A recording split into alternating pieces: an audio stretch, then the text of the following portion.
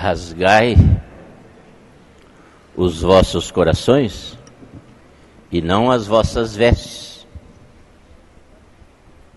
diz o profeta Joel. Irmãos e irmãs, aqui reunidos na Catedral Metropolitana de Nossa Senhora Aparecida de Montes Claros, telespectadores das diversas TVs locais, ouvintes da Rádio Educadora M Montes Claros, através da Associação Bom Pastor, da Comunidade Esdras, internautas, acompanhantes da web, querido Frei Valdomiro, digníssimo pároco, Frei Valdo, demais sacerdotes, diáconos, seminaristas, religiosas, leigas e leigos, daqui da comunidade, da catedral, dos diversos lugares da nossa cidade e diocese, queridas autoridades das diversas atividades, irmãos e irmãs. Os judeus costumavam rasgar as vestes quando eles estavam indignados com alguma coisa ou em momentos de grandes decisões, indicando que queriam mudar o estado de coisas. Mas muitos usavam isto como um formalismo externo e até religioso. O profeta Isaías, no capítulo 69, lembra que o melhor jejum que Deus quer não é a colocação das cinzas, indicando a penitência. Não é o se apresentar como os fariseus hipócritas, fingidos, usando da religião para massacrar às vezes o povo. O melhor jejum, a melhor penitência é a de libertar aqueles que estão aprisionados, em todo tipo de prisão. Meus irmãos e minhas irmãs, a Quaresma nos prepara para a celebração de Jesus sobre a morte, a vitória dele. É tempo privilegiado para repensarmos sobre o porquê e como caminhamos, levando-nos a ver nossa realidade com o sentido da caminhada que nos leve ao objetivo maior da realização humana. Sem o transcendente, nos tornamos feras, querendo engolir os outros, e destemperamos nosso convívio, infelicitando a todos. Porém, com a vida ressuscitada com Cristo, nos tornamos novas criaturas. Por isso, esse tempo da Quaresma nos leva a nos revermos, a repensarmos o nosso ser, o significado que damos à caminhada, o objetivo que tentamos atingir. E a campanha da fraternidade nos coloca dentro do visual, ver, julgar e agir, para vitalizarmos nossa fé, enunciada e praticada no amor a Deus e na fraternidade. É uma fé atuante e transformadora para termos e implantarmos os critérios do Evangelho que dão base para que todos tenham vida abundante trazida pelo Filho de Deus. A campanha deste ano focaliza o tráfico humano, aliás, desumano, apontando com o lema "É para a liberdade que Cristo nos libertou", de Paulo aos Gálatas, capítulo 5, versículo 1. O caminho da superação dessa ignomínia é justamente o caminho de Cristo libertador. Caminhando nas pegadas do Divino Mestre, seremos capazes de dar novo rumo à situação de grandes escravidões na nossa história. O tráfico humano condiciona as pessoas à escravidão e fere a dignidade da pessoa humana, a qual perde todos os seus direitos inalienáveis de estar livre de toda forma de exploração, de estar livre de tratamento desumano e verdadeiramente cruel, de estar livre de todas as formas de violências e torturas. Torturas essas, às vezes físicas, às vezes psicológicas, e às vezes condicionada até ao abuso do religioso para explorar as pessoas. De estar livre de discriminações baseadas em origem, em raça, sexo, cor, idade. A garantia da liberdade de ir e vir, de permanecer e ficar. E garantia de exercer sua personalidade, sua aptidão legal para fazer valer seus direitos enquanto filho e filha de Deus. O número de pessoas atingidas pelo tráfico humano era de 20,9 milhões em 2012. O Concílio Vaticano II afirma: a escravidão, a prostituição, o mercado de mulheres e de jovens, ou ainda as ignominiosas condições de trabalho com as quais os trabalhadores são tratados como simples instrumento de ganho e não como pessoas livres e responsáveis, são infames, prejudicam a civilização humana, desonram aqueles que assim se comportam e ofendem grandemente a honra do Criador. Está no Gaudium et Spes, número 27. O Papa Francisco diz sobre isto: o tráfico de pessoas é uma atividade ignóbil, uma vergonha para as nossas sociedades que se dizem civilizadas. Isto é numa pregação que ele fez aos migrantes em 2012. Aí 13, quero dizer. A ONU calcula o tráfico humano em cerca de 32 bilhões de dólares anuais. É um dos mais rentáveis, semelhante ao tráfico de drogas e de armas.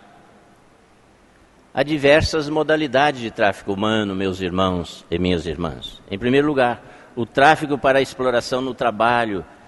Isso acontece no trabalho forçado, é o trabalho escravo e feito com cláusulas contrárias à vontade do trabalhador, e no trabalho degradante com constrangimento físico ou moral, com péssimas condições de habitação, higiene, água potável e outros. E depois, um segundo tipo, a exploração sexual, como prostituição, turismo sexual, pontos de exploração sexual de crianças e adolescentes, em muitas paradas de caminhoneiros também em Montes Claros e norte de Minas Gerais, por exemplo, abrigos para adolescentes em condições precárias de higiene e atendimento psicológico. A agressão física e moral, bem como a sexual nas famílias, embora muito escondida, tem explodido e sido apresentado pelos meios de comunicação. Esta é uma realidade sórdida. As mesmas agressões a mulheres, bem como a discriminação de pobres, principalmente de negros, é uma lástima na realidade de sua existência em nossa sociedade. Depois, um terceiro tipo de tráfico é o de crianças e adolescentes. Só na década de 80 foram quase 20 mil crianças brasileiras levadas ao exterior para adoção em situação não conhecida e até com processos fraudulentos. O trabalho infantil ainda não foi abolido no Brasil. Mais de 850 mil crianças de 7 a 14 anos de trabalhadoras empregadas nas piores condições de trabalho, o trabalho forçado, e às vezes no corte de cana, na fabricação de tijolos, na capina e outros também na nossa região do norte de Minas Gerais. E depois também o tráfico para a retirada de órgãos. Acontece até rede de criminosos que aliciam pessoas para entregarem crianças ao exterior com promessas de melhor vida e dinheiro abundante, e lá são retirados órgãos para pagantes que recebem esses membros para transplantes. O tráfico de pessoas é um crime de muitas facetas, com alto lucro, não muito divulgado, com baixo custo e de baixo risco aos seus autores. As vítimas têm sua dignidade anulada, não tendo capacidade suficiente de reação, e são vendidas como verdadeiras escravas. Irmãos e irmãs, nós temos um objetivo geral dessa nossa campanha da fraternidade, que é bom sublinhar. Queremos encontrar, ver a realidade do tráfico humano, denunciá-lo como violação da dignidade e da liberdade humana, mobilizando cristãos e toda a sociedade para erradicar esse mal, resgatando a vida desses filhos e filhas de Deus. Irmãos e irmãs, choremos, olhemos a realidade de tantas crianças exploradas pela droga, pela prostituição, aqui em Montes Claros, em lugares de parada de caminhoneiros e assim por diante. Nós não podemos simplesmente fazer uma quaresma voltada para nós. A fé deve ser transformadora. E nós temos objetivos bem claros e específicos também da nossa campanha da fraternidade deste ano. Identificar as causas e modalidades do tráfico humano e as pessoas que sofrem com essa injustiça. Depois, denunciar as estruturas e situações causadoras do tráfico humano. Muitas vezes nós ficamos parados vendo, cruzando os braços e dizendo que os outros é que resolvam isto. Reivindicar dos poderes públicos, políticos e meios para a reinserção das pessoas atingidas pelo tráfico humano na família e na sociedade. Educação para a boa formação da família que forme as crianças e jovens para a alteridade, pensando no outro e não apenas nas vantagens pessoais. Tem muitos pais que lutam para deixar herança e deixarem riquezas materiais para os filhos. Felizes dos pais que pensam na riqueza humana, na formação do caráter, na formação para a convivência na fraternidade, que são valores muito maiores do que o valor de uma herança recebida na ordem material. Promover ações de prevenção e de resgate da cidadania das pessoas em situação de tráfico. Suscitar à luz da palavra de Deus a conversão que conduz ao empenho transformador desta realidade aviltante da pessoa humana. Celebrar o mistério da morte e ressurreição de Jesus Cristo, sensibilizando para a solidariedade e o cuidado às vítimas deste mal. Às vezes olhamos as vítimas e falamos, coitadinho, e não fazemos nada. Então o que podemos fazer? Eis o agir, que a campanha nos focaliza. Defender e promover a vida com a conscientização sobre o valor da dignidade humana. Comprometimento com a erradicação do tráfico humano através da divulgação educativa sobre o respeito aos mais frágeis da sociedade. Favorecer a conversão pessoal para o respeito à pessoa humana como filha de Deus. Criar consciência de formação de famílias saudáveis, ética, moral, social e espiritualmente. Promover em todos os meios a educação para o respeito à alteridade, a dignidade da vida humana e o compromisso com o bem da sociedade. Acolhimento e promoção das pessoas vitimadas pelo tráfico. Trabalhar com crianças e jovens e conscientizá-los sobre direitos humanos e a centralidade da vida a partir de situações concretas e próximas a eles, usando também ONGs, igrejas, mídia e poder público para se envolverem nesta causa.